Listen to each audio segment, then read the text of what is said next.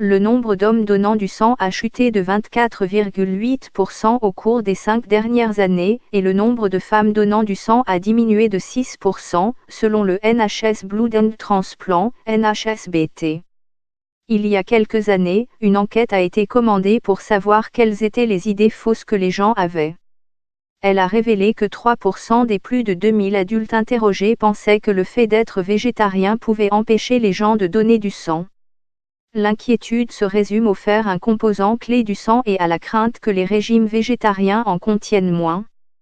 Mais tant que vous suivez un régime alimentaire équilibré, vous devriez avoir suffisamment de fer dans votre corps. Vous pouvez toujours donner votre sang si vous vous faites tatouer ou percer, contrairement à ce que pensaient 20% des personnes interrogées par le NHSBT. Il existe cependant une règle, vous devez attendre 4 mois à compter de la date de votre tatouage ou de votre piercing avant de donner votre sang. Et si vous donnez votre sang entre 4 mois et 1 an après avoir subi un tatouage ou un piercing, le personnel du centre de don peut avoir quelques contrôles de sécurité supplémentaires à effectuer.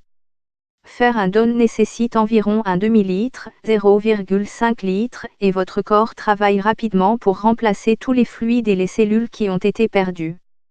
Votre corps est incroyable, il peut fabriquer environ 2 millions de nouveaux globules rouges chaque seconde, selon le NHSBT. Vous devez être complètement remis de toute infection pendant au moins 14 jours avant de donner du sang, et si vous avez été sous antibiotiques, vous devrez attendre 7 jours après la fin de votre traitement avant de donner du sang.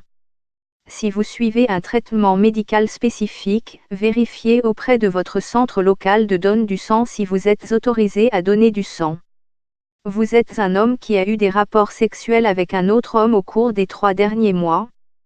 Vous avez eu des rapports sexuels avec un partenaire qui s'est injecté n'importe quel type de drogue au cours des 3 derniers mois. Vous êtes un travailleur du sexe, bien que vous puissiez être accepté si vous n'avez pas reçu d'argent ou de drogue pour des rapports sexuels au cours des 3 derniers mois.